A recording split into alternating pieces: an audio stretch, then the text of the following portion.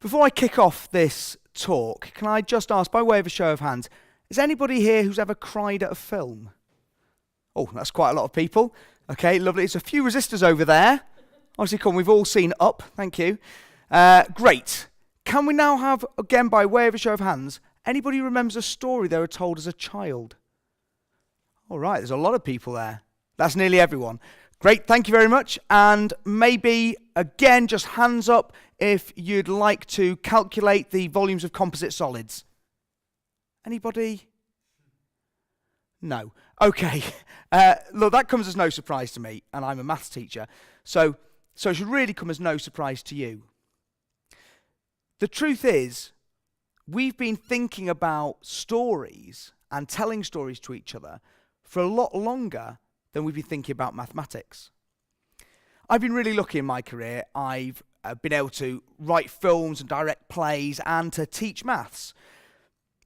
It's amazing at dinner parties, no one ever asks you what it's like to be a maths teacher.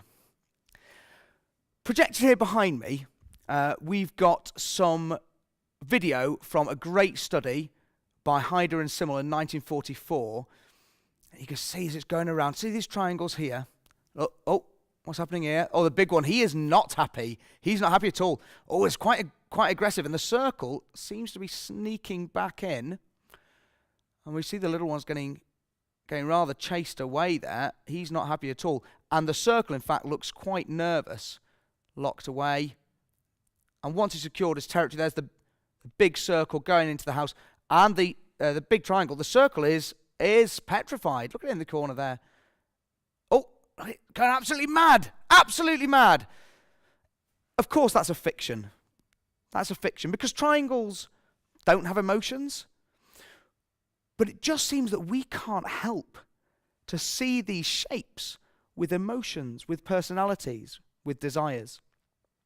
It's almost as though human beings are hardwired to see those things around us in emotional ways that we relate to. Hardwired for sympathy. And it's this innate ability to sympathize with our surroundings that makes humans such great storytellers, such great consumers of stories. You may have heard it said that every story falls into one of 7 archetypes. But then you might have heard it said that every story falls into one of 36 archetypes, or maybe one of 2. But when I was learning to write plays, I was taught there's only one story ever told. And it goes something like this. The main character, that's the protagonist, and he could tell it's important because it's in Greek. He's got desires, ambitions, something to aim for, but obstacles stand in the way of him achieving that. Now our protagonist goes on a journey, either a physical journey or an emotional journey, and then one of 2 things can happen. Either he can overcome those obstacles and get what he wants, and Aristotle calls that comedy, or he could fail to overcome those obstacles and not get what he wants. And Aristotle called that tragedy. It's a really simple idea, one simple story arc. But the more you think about it, the more you start to realize, every story I've heard seems to fit this pattern. Every film you've been to, every play you've watched, every book you've read, maybe that computer game that you enjoyed playing. Desire, obstacles, struggle, success or defeat. Just think for a moment, there's Star Wars, and then there's Game of Thrones, and The Archers, and then there's that one with that guy in from that TV show, and is your life, and it's my life. Desire, obstacles, struggle, success or defeat. This isn't some movie trope that's made up by some Hollywood mogul to sell mega films to millions. This is the story of humanity. This is the story of what it means to be alive, of what it means to be you, of what it means to be me. The reason why we can relate to stories so well It's because we sympathise with the characters. We feel their pain, their struggle, and we struggle with them. But it's very difficult to emotionally connect with volumes of composite solids. Feeling sympathy with our surroundings allows us to boot up very primitive parts of our brain that brilliant scientists have shown are crucial in memory formation, memory storage, and later retrieval of memory. Doesn't that sound a lot like teaching and learning? If we could get all of those benefits of stories, then we would be brilliant teachers.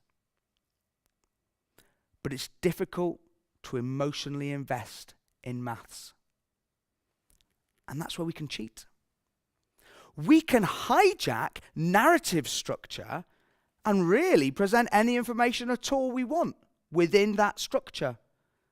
And in doing so, we can hijack all of the benefits of emotional engaging with the subject matter and improve memory formation that narrative structure brings with it. Now, for this next part, I'm going to need some help from a couple of volunteers. So here, I've got a dog, Julius. And please be kind, because I'm a maths teacher and not a puppeteer. Now, Julius, how are you doing? Oh, I'm doing all right, I suppose. Say hello to the audience, Julius. Hello, audience. Say hello to Julius, audience. Hello. Yeah, very good, very good. And Julius is like all great dogs from Liverpool Dogs Home, you know, because long live Merseyside. And then over on this hand, I have a cat, Caesar. And like all cats, he's pretty evil. So, Caesar, say hello to the audience. No, I hate the audience. Ah. Very good, Caesar, thank you. Now, Julius, yeah?